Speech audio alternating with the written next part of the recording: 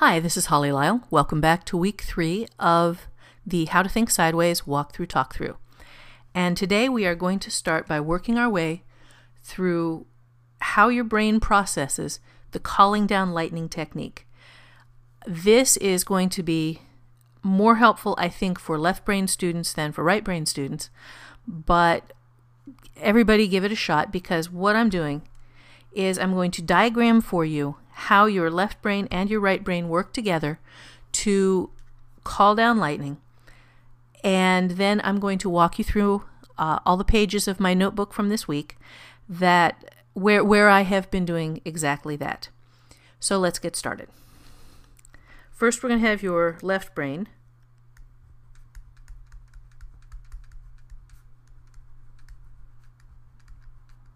On the left side, and let's hope that that keeps me straight on that. And then over on the right side, we are going to have your right brain. Okay. And left brain stuff is going to be in red, right brain stuff is going to be in green.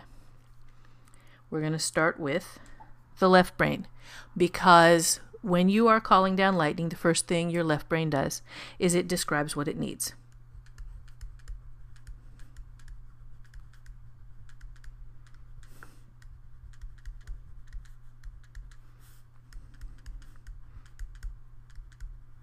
And if you've gone through the lesson on this, you know that that description includes things like how many words the story has to have, and any specific genre or subject matter that has to go in there, your deadline when you have to have it finished, bunch of other stuff. And after your left brain describes what it needs, then you process this by reading what you've written and by saying it out loud, and this goes over to your right brain. And your right brain then takes this information and it starts rummaging around in all those little chests and corners and crannies and nooks it's got back there that you never see. And from this, it starts pulling out things that it thinks are cool. And it will do this by asking you general, vague, amorphous questions.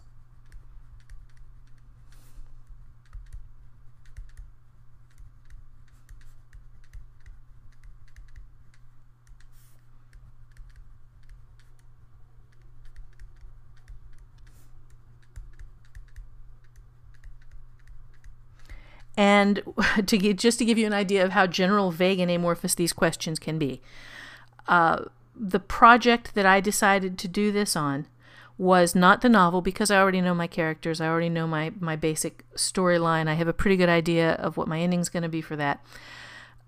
So a couple of students had asked me if I would go through and start a new project so they could see what I was doing. And since I need a few short stories to round out a collection of my short stories that I'm putting together to create for the Kindle, I decided that this would be a great time to come up with some ideas for that, because I really hadn't given it any thought. The genre is paranormal romance, and the length I wanted was about 1,000 words per story, very, very short. And I wanted something different. So the first thing my right brain comes back with is rabbits. And that was the whole question right there. Rabbits? Like I said, what you get for this is general, vague, amorphous questions. What you do with it is entirely up to you. Okay, so once the right brain starts asking these questions, your left brain either accepts, rejects, or asks for more info.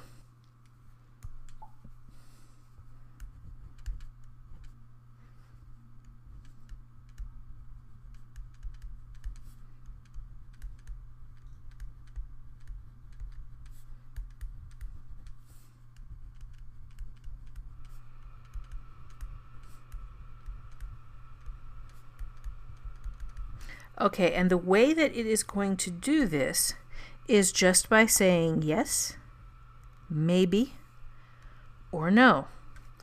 So, for example, when in the search for an idea for a paranormal romance story of 1,000 words or so, I got the question, rabbits? My left brain's response was, maybe. What am I supposed to do with it? And it presented this back to the right brain, and the right brain, with that maybe, then goes on and elaborates on the yeses and maybes with more detailed ideas, you hope.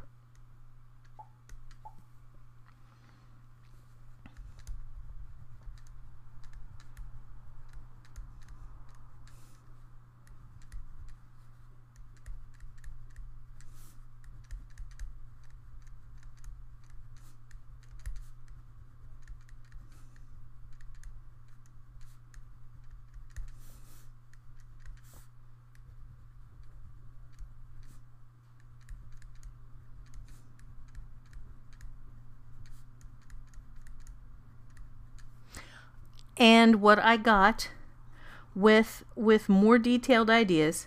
Oh, by the way, I really ought to mention that between the time that I wrote down my question and the time I got my first goofy-ass rabbit's answer was 4 days. So, granted, I was not on a tight schedule with this. I had a fair amount of time to come up with something. The stories are not going to be due until I decide they're due. But usually when I'm calling down lightning, it comes a little faster than 4 days. Onward.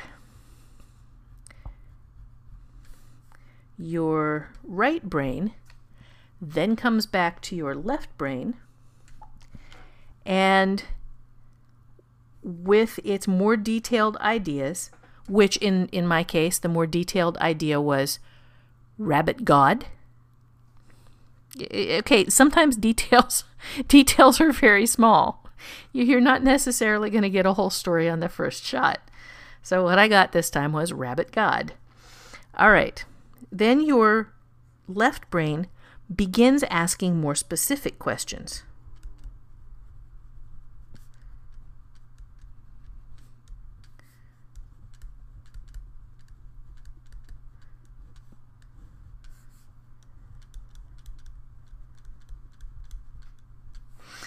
And the more specific question I got for that was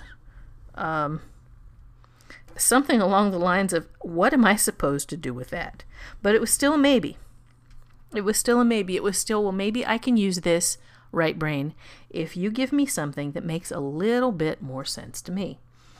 So when you start getting more detailed ideas, then you start using mind maps or clustering. They're the same thing. To start fishing out a little bit more clarity from your right brain.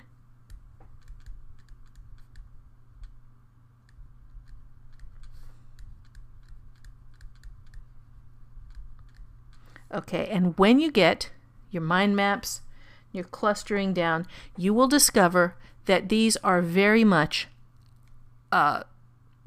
left brain, right brain blended maps. It's not like what much of your sweet spot map will be. Much of your sweet spot map is going to be right brain, just pure right brain running from one end to the other.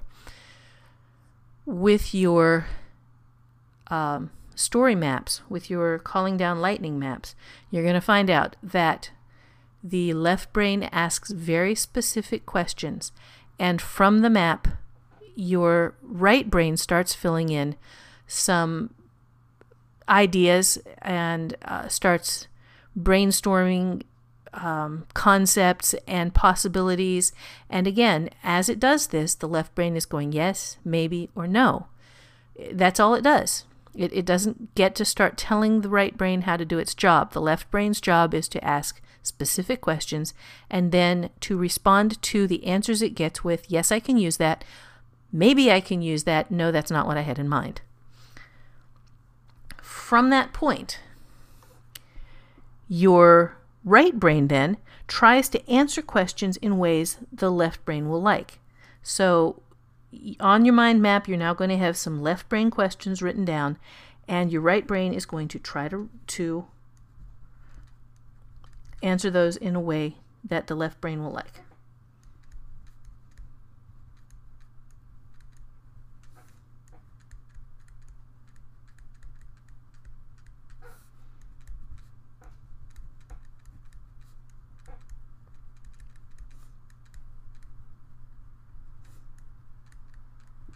And there are reasons why it works this way. You have to remember that your left brain is the responsible adult. It is the part of you that takes care of the bills, asks reasonable questions, behaves in an adult manner. Whereas your right brain is about 6 years old. And it wants to have fun. It does not take responsibility. It believes everything the left brain tells it. It believes everything it sees. It believes everything it hears. It is very vulnerable to a lot of deception, and it is also incredibly creative. And it is the part of you that can see connections between things your left brain would never see looking at it in a million years.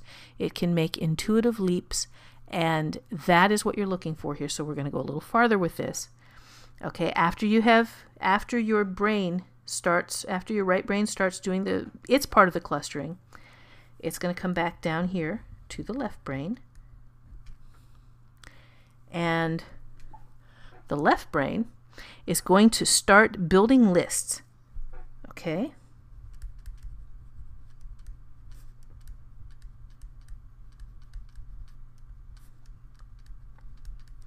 And these lists let the right brain fill in the details.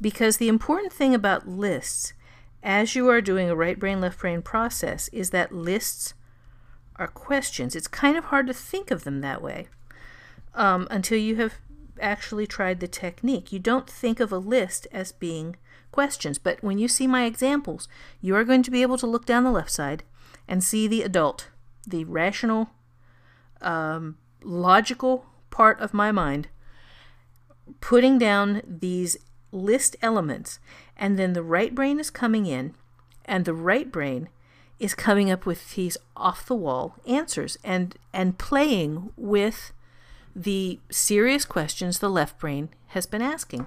And you can see the adult's on the left side and the kid is on the right side, and it's all very I think it's cool. I think some people get a little freaked out by it, but I think it's really cool. From that, then, your right brain is going to do two completely different things simultaneously, because your right brain can multitask in ways that will just absolutely floor you as you start seeing it working. The first thing that your right brain is going to do, and this is the obvious part, is it starts filling in those list details.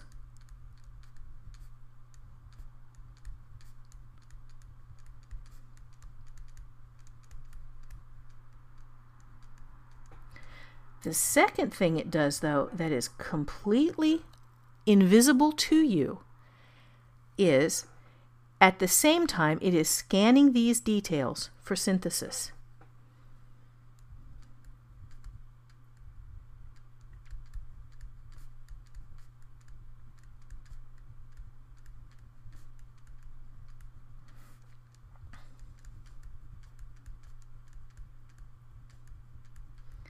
And the funny thing about this is that what your right brain is going to do is it's going to start noticing connections between what seemed to you to be completely disparate